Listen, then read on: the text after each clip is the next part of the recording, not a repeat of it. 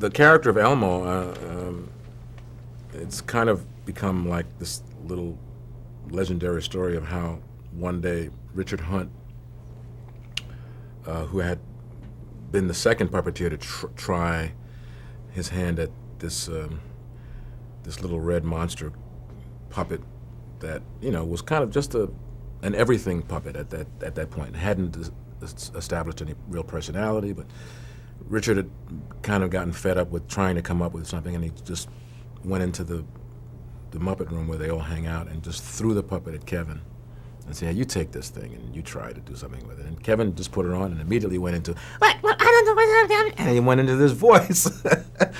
And that's how Elmo was born.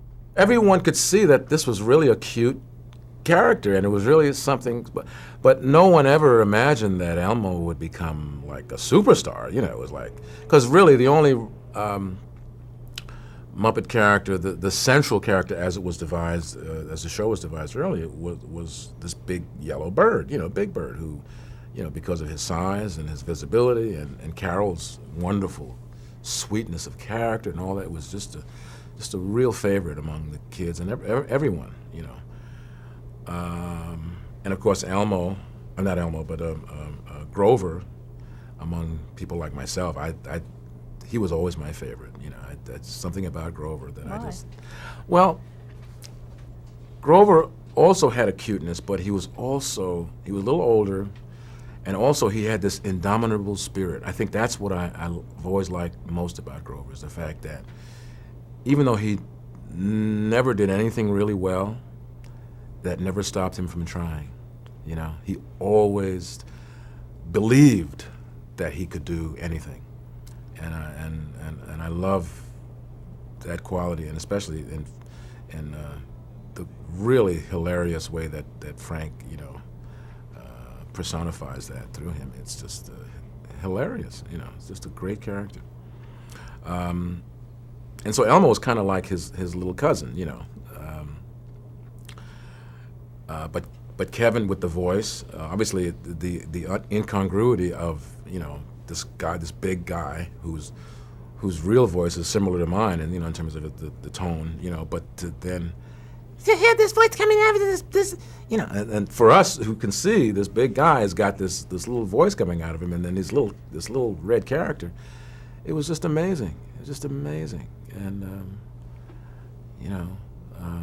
the more fun he had with it, the more he began to create this persona, this character who always speaks about himself in the third person. It's always, Elmo, love you. Not I, never I. It's always, Elmo don't know what to do today. I mean, it's like he never speaks about I or me. It's always Elmo. So it's just a wonderful creation that he came up with. He had also by then created a few other characters that were not quite as successful, but Hoots the Owl I always liked.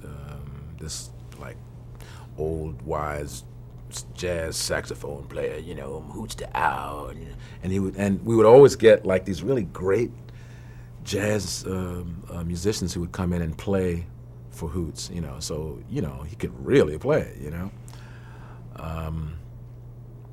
and a few other characters that he did that were good, but Elmo just became this, and especially the year that the Tickle Me Elmo toy became the #1 toy in America. That he was a bona fide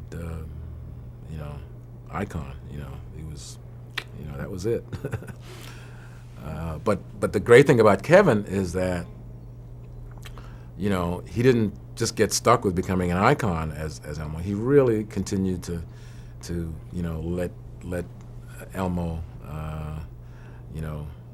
expand and to have more and more fun and to just do more things with the character. I've had the pleasure of doing a lot of stuff outside of the TV production with him. We do a lot of promotional appearances and events together. We're getting ready to do a Caribbean tour for the beaches resorts people, which will be a lot of fun. But Kevin's great to work with, and Elmo is a hit everywhere you go. I mean, there's no one who doesn't relate to him, especially among the kids. I mean, he's number one.